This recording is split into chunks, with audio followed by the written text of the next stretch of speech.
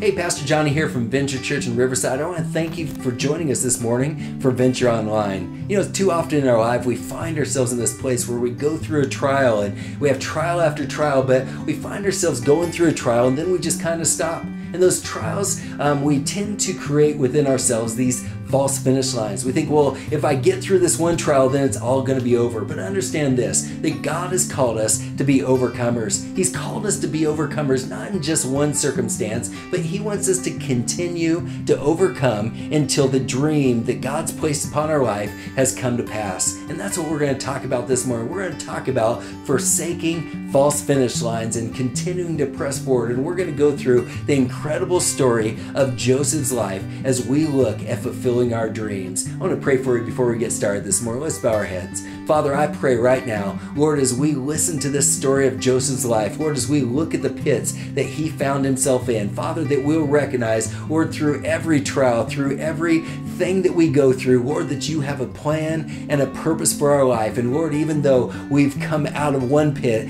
that doesn't mean that we have to stop overcoming. Lord, we need to overcome until the dream comes to pass. Father, we just thank you right now. Lord, we love you. In Jesus' name we pray. Amen. God bless you as you watch this morning.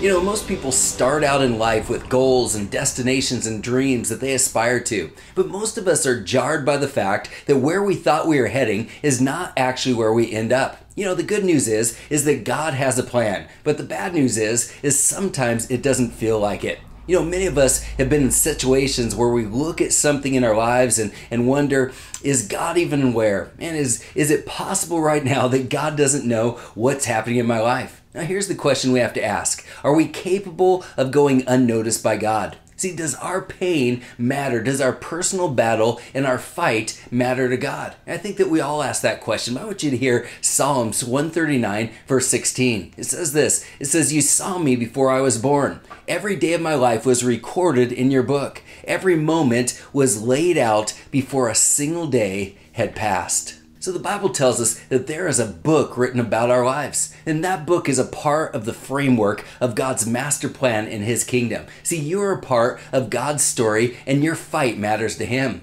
And even if we feel like we've blown it or we've made a mess of it, I want us to understand this, that your mishaps, that your mess ups are not powerful enough to stop God's own ongoing pursuit of your life and the purpose that He's laid out before you. Because let me tell you, the purpose that God has for your life, that dream that He's put in your heart, let me tell you, it is irrevocable. Romans chapter 11, verse 29 tells us this. It says, "For the gifts and the callings of God are irrevocable. For He does not withdraw what He has given, nor does He change His mind about those whom He has given His grace to, or whom He sends His call." Now, this translation says that our gifts and our callings are irrevocable. Now, another translation says it this way, that they are without repentance. And that means regardless of the choices that we've made, that God will not take back what He has said about your life and what He has given to you to fulfill His purpose on this earth. But what I have to caution us about is this, is that even though God's gifts and callings are irrevocable, our response to our gifts and callings can revoke our opportunity to express them in the fullness of God's grace. See, the plan of God over your life is not manifested by chance, but it's manifested by choice. See, it's the choices that we make in the midst of our challenges that will reveal the next steps of His plan. It's the choices that we make even in those times that we've been treated unfairly that will determine where we go from where we are right now. You see, there's no circumstance that could divert God's plan over your life. See, people can't, the devil can't, but listen to me on this. The only one that could divert God's plans over your life from this point on is you. In 1 John chapter 5, verse 4, it says this, "For everyone born of God is victorious and overcomes the world.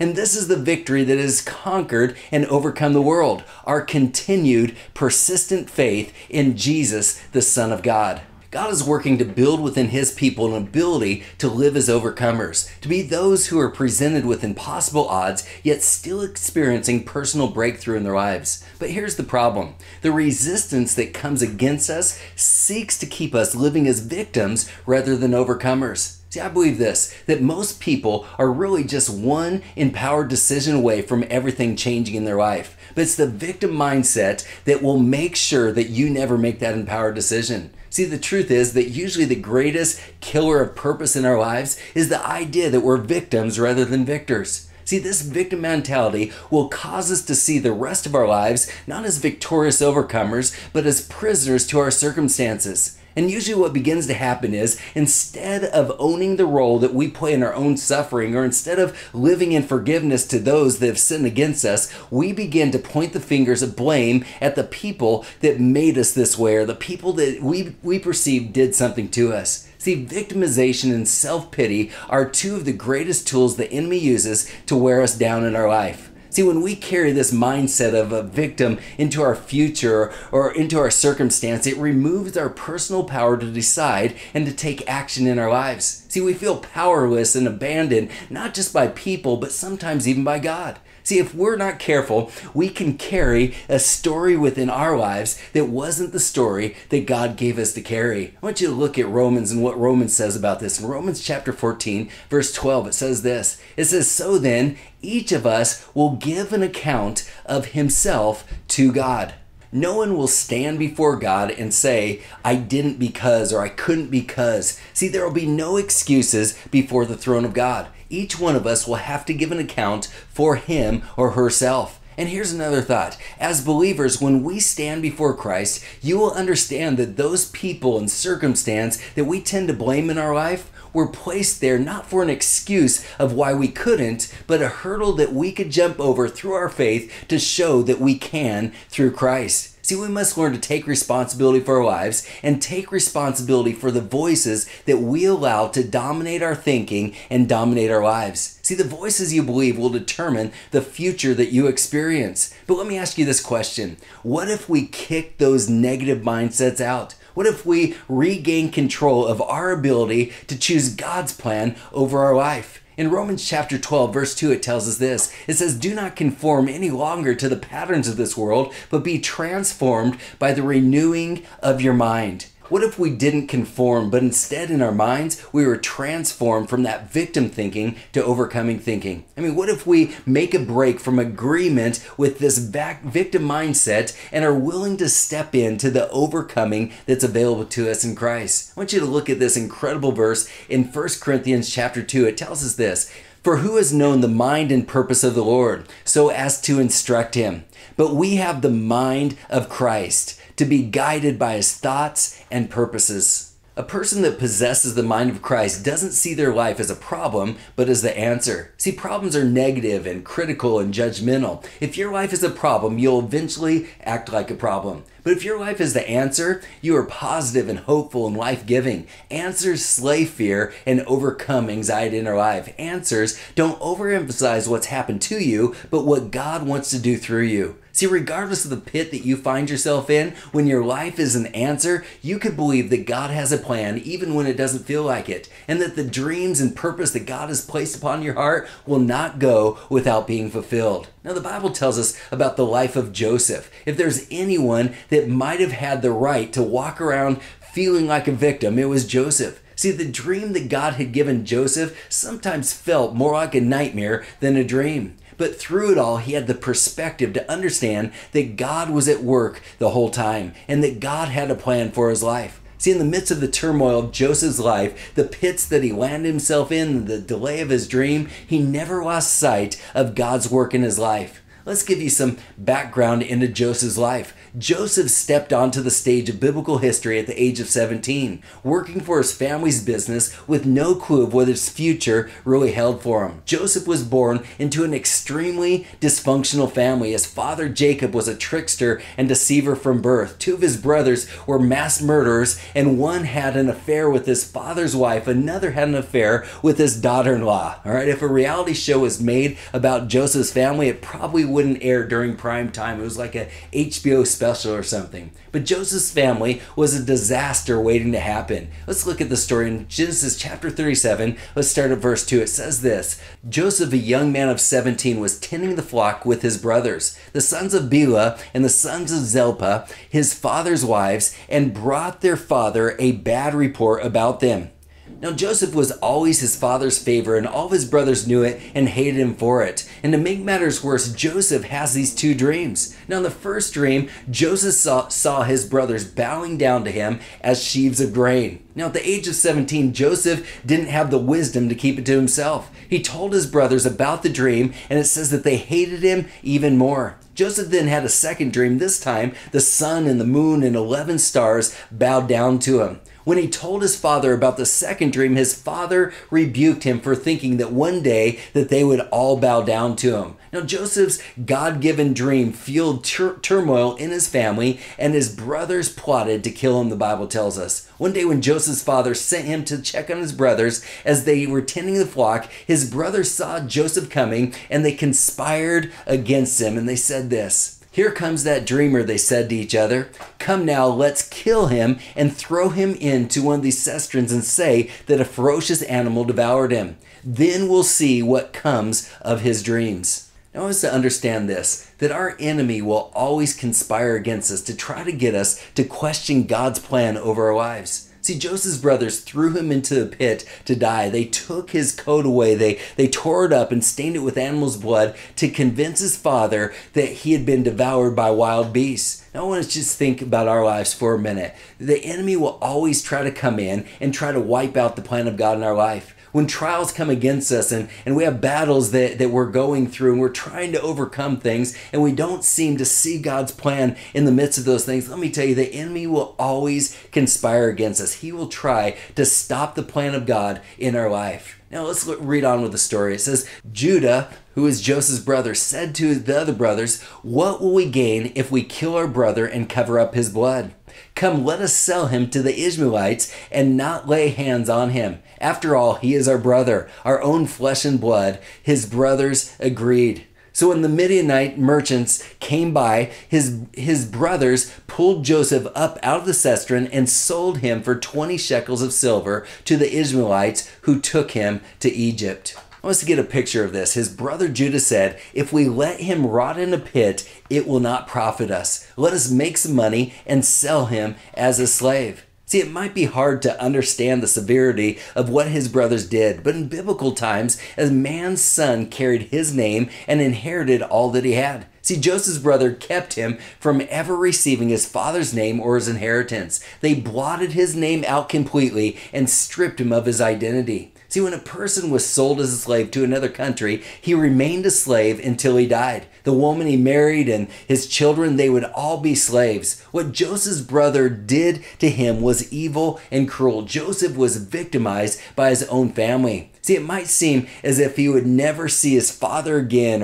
or see his dream fulfilled. It appeared that Joseph had no hope of rescue, that there was no way out.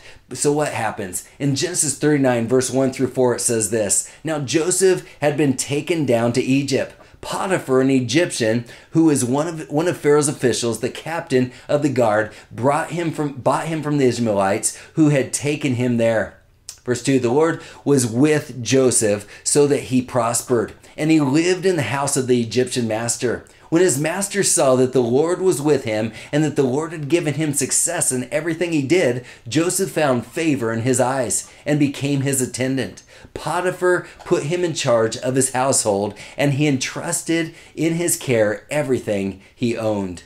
Now Joseph found favor with his master and was treated very well. See, Potiphar set Joseph over his entire household and all that he had. But at that same time that things were looking up for Joseph, something very wrong was brewing. Let's look at Genesis 39, verse 6 through 10. It says this: So Potiphar left everything he had in Joseph's care with Joseph in charge. He did not concern himself with anything except the food he ate. Now Joseph was well built and handsome, and after a while his master's wife took notice of Joseph and said, "Come to bed with me." But he refused, the Bible says. With me in charge, he told her, "My master does not concern himself with anything in the house. Everything he owns, he has entrusted to my care. No one is greater in this house than I am. My master has withheld nothing from me except you, because you are his wife.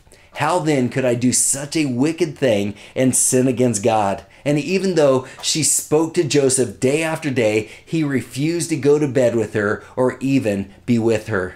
Now the story tells us that Joseph refused to lay with her, to even be with her. It wasn't just because he didn't want to go against his master, but also because he didn't want to sin against his God. But one day, she was alone with him. Potiphar's wife was alone with him in the house and cornered him and insisted that he lay with her. But he refused and he ran out, leaving his robe in her hand. In her shame, she screamed out in rape, and as a result, Joseph was thrown in to Pharaoh's prison. See, Pharaoh's prison was nothing like the prisons today. They were dungeons that were just sunken pits down into the ground, and they were void of any light or any warmth. Prisoners were put there only to rot. They were given just enough food so they could survive, so they could suffer through what they were being penalized for. Now I want us to look at what Psalms 105 says about his experience in his prison. It says this: Joseph, who was sold as a servant, his feet, they hurt with fetters. He was laid in chains of iron, and his soul entered into the iron, until his word came true, until the word of the Lord tried and tested him. Joseph was tested by his dream. See, when God gives us a dream and sets forth his purpose in our lives, that dream will always be tested. But I want us to notice what this verse tells us. When Joseph was bound up, they bound more than his hands and his feet. They also bound his soul. Now understand the implications of this, of having your soul in bondage. This is telling us that Joseph wasn't just in bondage physically, but also emotionally and spiritually. See, the enemy wanted to use this testing of Joseph's life to destroy him and to steal his dreams and his destiny. I'm sure that there were many times when he was in this dungeon where he began to question God, where he questioned his circumstance. He looked at himself, and there was probably the temptation to act like a victim while he was in this dungeon. But see, Joseph in this prison, even though he was bound up within the prison, you have to understand this, that he still had a choice in how he was going to respond to his circumstance. And the same goes for us. See, the enemy will always test the purposes and dreams over our life. But we have to understand this, that in those tests, in those times, even though we feel bound up or we feel like the enemy is coming against us, we still have a choice to make. And the question is, are we going to choose to be victims, or are we going to be victors? Are we going to choose to live with this mindset of victimization, or are we going to choose that, you know what, my life is the answer.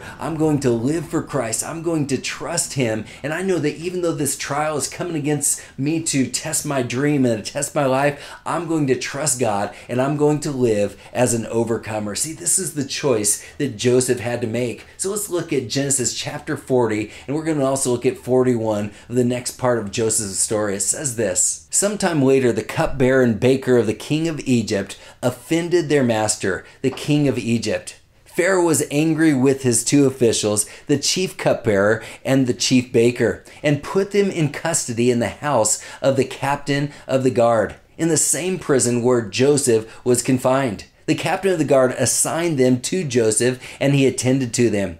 After they had been in custody for some time, each of the two men, the cupbearer and the baker of the king of Egypt, who had been being held in prison, had a dream the same night, and each dream had a meaning of its own. Verse 6, when Joseph came to them the next morning, he saw that they were dejected. He asked Pharaoh's officials who were in custody with him in his master's house, "Why do you look so sad today?" Verse 8, "We both had dreams," they answered, "but there is no one to interpret them." Then Joseph said, "Do not interpretations belong to God? Tell me your dreams." Now, both of these men had dreams that they were unable to interpret, so they brought them to Joseph. And Joseph said, "I have some good news and I have some bad news for you. The good news is for the cupbearer. You're going to be restored to your position. The bad news was for the baker. He was going to lose his head." Now, I'm not really sure how that conversation went, but I'm sure it wasn't an easy conversation. So Joseph asked the one that would still have his head in a couple of days to remember him when he was restored to his position. This is what it says in verse 14. "But when all goes well with you, remember me and show me kindness. Mention me to Pharaoh and get me out of this prison. I was forcibly carried off from the land of the Hebrews, and even here I have done nothing to deserve being put in a dungeon." Now, after the cupbearer was restored to his place next to Pharaoh, just as Joseph had told him, look at verse 23. "The chief cupbearer, however, did not remember Joseph. He forgot him." Nothing that had happened to this point was a part of Joseph's dream, but the dream was still in the working. See, he had been disappointed and forgotten, but let me tell you this, that God did not forget about Joseph. Sometimes the only proof for knowing that you are where God wants you to be is not that God delivers you out of your circumstance, but rather that he joins you in it. See, God was with Joseph in that prison. See, we must remember that it was no surprise to God that Joseph was forgotten by the cupbearer. See, he might have been forgotten by man, but he was not forgotten by God. And as Joseph waited for the cupbearer, time passed, and then still more time passed. And it says this in verse 41, "When 2 full years had passed, Pharaoh had a dream." God is a dream-giving God. He gives us dreams to direct our lives. He gives Joseph a dream to direct his life. And now he gave a dream to the most powerful man in the world at the time, Pharaoh. And when the cupbearer heard that Pharaoh needed his dream interpreted, he remembered Joseph and told Pharaoh what he had done for him in the prison. Let's look at verse 14. "So Pharaoh sent for Joseph, and he was quickly brought from the dungeon." See, when God is ready to promote us, it comes quickly. Not always in the timing we expect, but when the time is right, God moves quickly in our life. So verse 15 says this, "Pharaoh said to Joseph, I had a dream and no one can interpret it. But I have heard it said that when you hear a dream, you can interpret it." Verse 16, "I cannot do it," Joseph replied to Pharaoh, "but God will give Pharaoh the answer he desires." At this point, we see the incredible faith that's built up in Joseph's life. See, he understood and he knew that God would give him the interpretation for Pharaoh's dream. He knew that that dream that God had given him started to begin to play out in his life. See, after hearing the dream of Pharaoh, Joseph gave his interpretation. This is what it says in verse 28. "It is just as I said to Pharaoh. God has shown Pharaoh what he is about to do. 7 years of great abundance for coming through the land of Egypt, but 7 years of famine will follow them. Then all the abundance in Egypt will be forgotten and the famine will ravage the land. The abundance of the land will not be remembered because the famine that falls will be so severe." The reason the dream was given to Pharaoh in 2 forms is that the matter has been firmly decided by God and God will do it soon. "And now let Pharaoh look for a discerning and wise man and put him in charge of the land of Egypt." Let's look down to verse 37. "The plan seemed good to Pharaoh and to all of his officials. So Pharaoh asked him, 'Can we find anyone like this man, one in whom the Spirit of God is?' Then Pharaoh said to Joseph, 'Since God has made all this known to you, there is no one so discerning and wise as you. You shall be in charge of my palace, and all my people are to submit to your orders. Only with respect to the throne will I be greater than you.' So Pharaoh said to Joseph, 'I hereby put you in charge of the whole land of Egypt.' Then Pharaoh took his signet ring from his finger and put it on Joseph's finger. He dressed him in robes of fine linen and put a golden chain around his neck. And he had him ride in a chariot as his second in command, and people shouted before him, 'Make way.' Thus he put him in charge of the whole land of Egypt. Then Pharaoh said to Joseph, 'I am Pharaoh, but without your word, no one will lift hand or foot in all of Egypt.'" So here's a question. how do we relate to a story like Joseph's? See, he was thrown into a pit and sold into slavery and eventually betrayed, imprisoned, and forgotten. But his story is closer to our story than we might think at first glance. See, we've all had times in our life where we felt abandoned or left behind or sold out or stabbed in the back. Times where our hopes and dreams have kind of run dry. Maybe we even had times where we felt like we finally got going in the right direction, and then your life took a sudden downward spiral. You know, it's amazing that Joseph went through all this, that even though he is thrown into a pit, sold into slavery, and forgotten in the prison, he had the perspective to understand that God was still at work in his life the entire time. See, in the midst of the turmoil of Joseph's life and the pits that he landed in, he never lost sight that God was working in his life. See, Joseph had no clue about his future. He couldn't zoom out or swipe left to see how it would end up. But Joseph trusted God. He trusted that even though he found himself in all these pits, he knew that God had a great purpose for his life and that God was going to continue to deliver him out of his pits. See, if we're not careful in the midst of our own trials in life, we run the risk of creating what I would call false finish lines. See, false finish lines are those lines in our life where we come to a trial and we get to these trials and we feel like we finally get to the finish line. We look at what we've gone through and we climb out of these pits and believe that because God got us through this, we could just kind of stop. And that's what being a victim to your circumstance does to you. See, instead of pressing forward to God's greater purpose, we settle for just okay. We settle for getting out of the pit. We settle for just getting out of our dungeons or just going through the trial. And we just find ourselves creating these false finish lines where we stop our progress and we stop moving forward because we feel like, well, I got through the trial. I don't have to press forward anymore. So instead of pushing forward to a greater work and continuing to allow God to test us, we sit back and we grow complacent. So let me break the news to you today that God is not done with you yet, and He still has a plan for your life, and He's going to continue to allow you to go through trials because He's got a greater purpose for your life. I want to read 1 John chapter 5 verse 4 to you one more time. It said this: "For everyone born of God is victorious and overcomes the world. And this is the victory that has conquered and overcome the world, our continued, persistent faith in Jesus, the Son of God." This might be the most important thing that I tell you today, that God didn't make you an overcomer so you could overcome just one circumstance. See, an overcomer keeps overcoming until their dream comes to pass. I think that we all have to remember that we have to continue to press forward regardless of the trials that we've come out of, the pits that we've come out of. We have to continue to be overcomers until that dream comes about. See, we're overcomers because we possess the favor of the Lord over our lives regardless of the pits that we land in. See, God's favor for Joseph's life wasn't only for his father's household. It wasn't only for Potiphar's household or for the prison. The favor on his life was intended for another place. His favor was reserved for a place of his dreams. Joseph didn't overcome one thing. He continued overcoming until God's plan was fulfilled through his life. See, we must forsake the false finish lines in our life of simply getting out of our pit. There are two things this morning that I want to show you.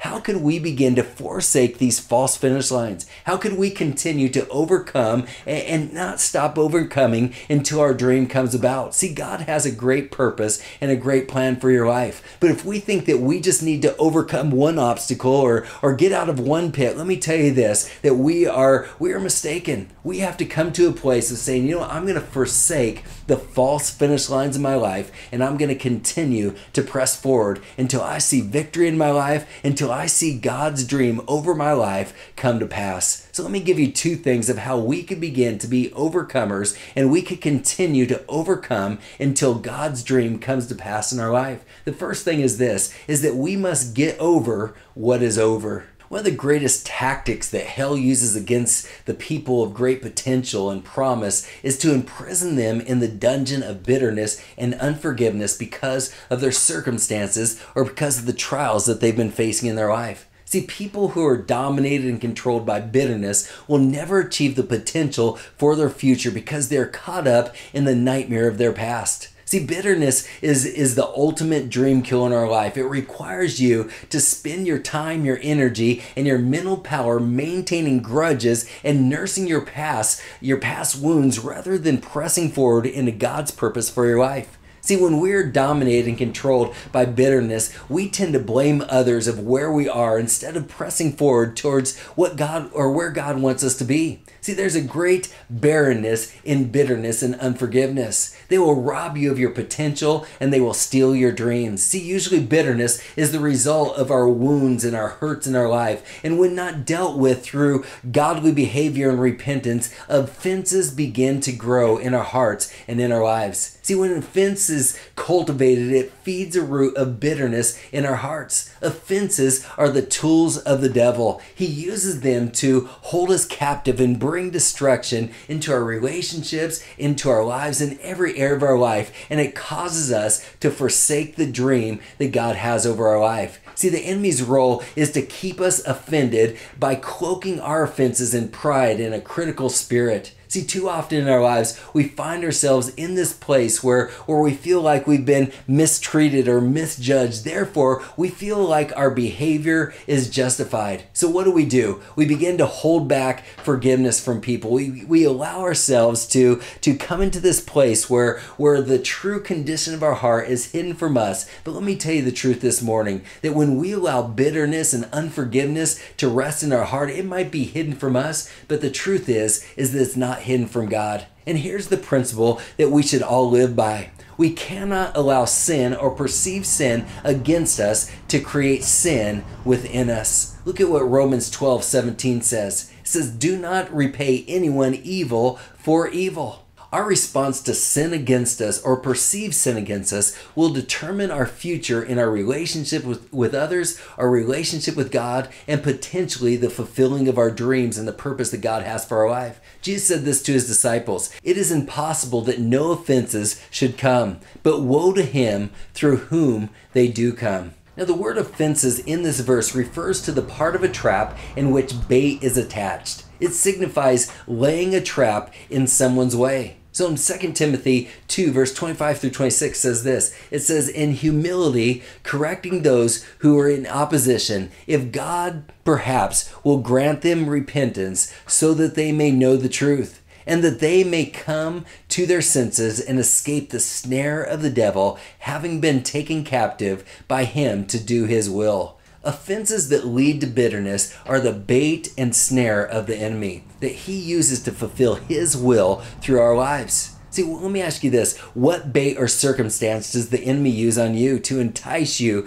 to fall into bitterness and to steal your dreams? See, forgiveness was the chief characteristic trait of Joseph that brought the promotion of his dream into his life. He was a man who knew how to forgive. Even when he was thrown into the pit, sold into slavery, falsely accused of rape, and left and forgotten in prison, Joseph refused to empower the pain of his past that would rob him of the promise and potential of his future. See, Joseph got over what was over. See, we must do the same thing. We must refuse to empower the pain that will rob us of the promise and potential of God over our lives. If anyone had the right to hold on to bitterness and unforgiveness, it would have been Joseph. There was an interesting part in a paragraph in the story that gives us a glimpse into the heart of Joseph. Look at verse 51 and verse 52 of our story this morning. It says this, "Joseph named his firstborn Manasseh and said, 'It is because God has made me forget all the trouble and in all my father's household.' And the second son named Ephraim said this, 'Is because God had made me fruitful in the land of my suffering.'" Somehow through it all, Joseph never became bitter. See, even more than that, instead of becoming bitter in each instance, it seems like he got better. See, by the time Joseph stood before Pharaoh, he had been through 13 years of hell. But those 13 years didn't define him, didn't make him 13 years bitter, but really 13 years better. Because with every obstacle he came through, let me tell you this, he continued to trust God, he continued to forgive, and he continued to get over what was over. The Apostle Paul said this in Philippians chapter 3, verse 13. It says, "One thing I do, forget what lies behind and reach forward towards what lies ahead." The word forgetting in this verse means to lose out of one's mind, or a deeper meaning would be this: to neglect. See, Paul was saying that we should neglect those things that are behind us. That means ignore them until their power to control you or to hold you is broken. See, Joseph's actions of forgiveness were not a declaration that he wasn't hurt by the actions of those that wronged him. See, his actions declared simply this: I refuse to give power to them. So he neglected them and focused on fulfilling his dream. Joseph got over what was over. I think that in our lives we have to do the same thing. We have to look at these things that might create unforgiveness and bitterness in our life and recognize that if we give power to them, that they will always have power over us. But we have to come to a place of getting over what is over. See, we can't fulfill our dreams. We can't fulfill the purposes of God if we can continue to hold on to unforgiveness and bitterness and allow the enemy to get in there and take control of our dreams and take control of our lives. So let's look at number 2, and the second one is our last one this morning. Number 2 this morning is this: we cannot waste the pain. So don't waste the pain. See, we cannot waste the pain of the things that we've been through, because there's fewer things sadder than when someone wastes their pain, where they've gone through hard times in their life and they come out the other side and they have nothing to show for it. See, the enemy uses our pain to entangle us and strangle us, so we will not change through the journey that we've gone through. He desires that our tough seasons will bring us so much destruction and pain into our lives that when you come through it, that you are nothing more than a shattered spiritual zombie with no ability to rise up in faith and to fulfill your purpose. See, God uses everything in our life, especially our pain. And whatever the problem is that you face, God has a purpose and a promotion attached to it. Isn't that what happened in Joseph's life, if you think about it? In verse 14 and 15, in verse 23 of our story, it said this. It says, but when all goes well with you, remember me and show me kindness. Mention me to Pharaoh and get out so I could get out of this prison. I was forcibly carried off from the land of the Hebrews, and even here I have done nothing to deserve being put in a dungeon. But verse 23 said this: the chief cupbearer, however, did not remember Joseph. He forgot him.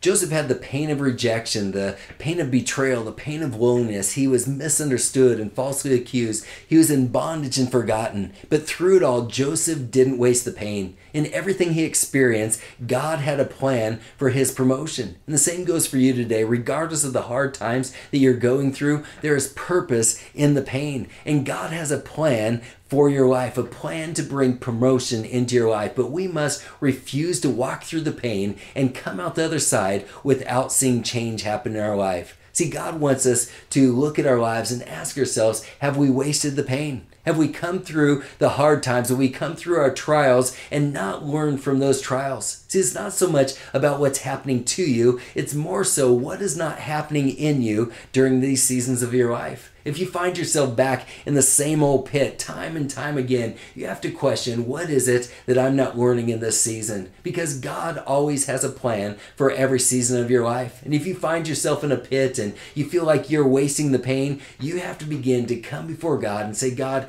what is it that you're trying to use within this prison, within this pit, that you're trying to promote me in my life? So you have to ask yourself, what keeps throwing you back in the pit? What keeps you in the same place and keeps you back from the promotion and the dream that God has for your life? What is the false finish line that keeps you in the pit, that keeps you coming back for more, so you aren't learning and growing through the pain that God's allowed you to go through? See, I believe this today, that God wants us to begin to look at our lives and question, man, what is it that is holding me back? What is it that's holding me back from the dream and the purposes of God? Because let me tell you, every trial that you go through, every prison that you land in, God is using it to pull you through to a greater promotion. God is always looking to promote your life. He's always looking to bring you to better and to greater. And if you're not experiencing that, chances are you're looking at your trials and not learning through those trials. And God today wants you to come to a place of trusting Him and saying, God, I don't know why I'm in this trial, but I know that you want to teach me something through it. So let's fast forward a bit in Joseph's life as we close up this morning. Most of us know how this story ends as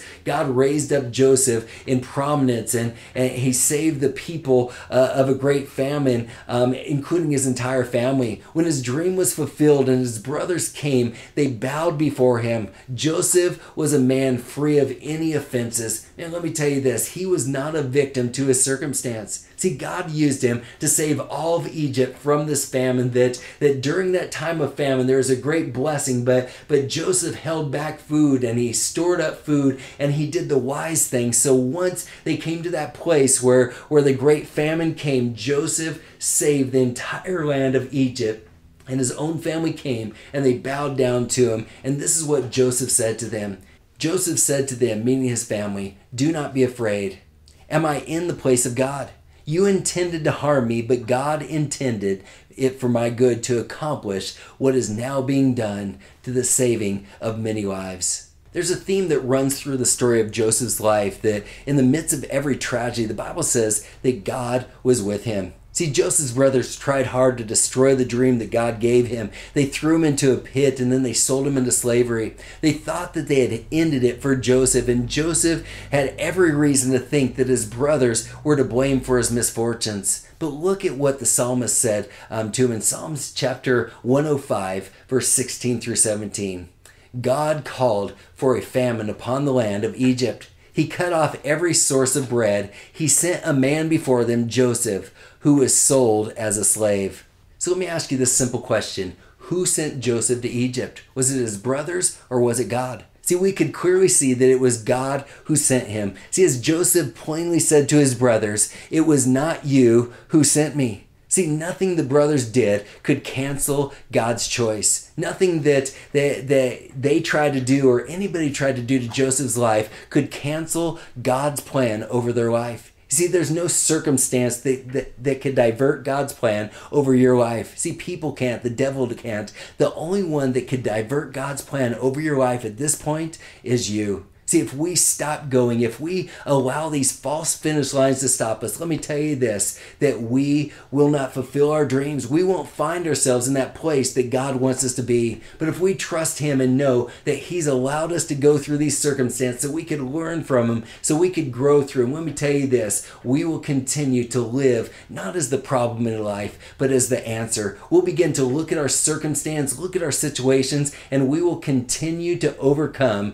until the dream comes to pass. And that's God's plan for your life, that you continue to live as an overcomer, that you don't allow your trials to stop you, that you don't blame other people, that you don't waste the pain, but you continue to go through every circumstance and every situation and say, God, regardless of what comes before me, I know that you have a plan. Even if it doesn't look like it, I know that you have a plan, and I'm going to continue to overcome until that dream comes to pass. And that's God's plan for your life.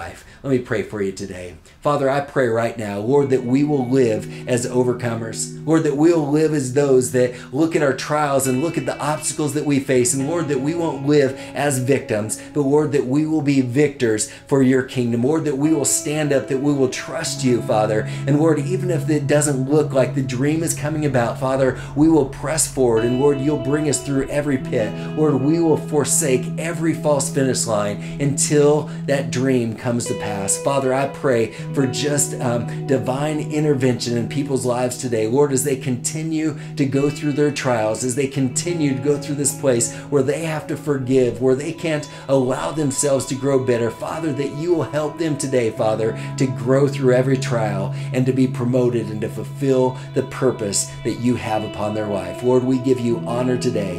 In Jesus' name we pray. Amen. God bless you, and thank you for watching this morning.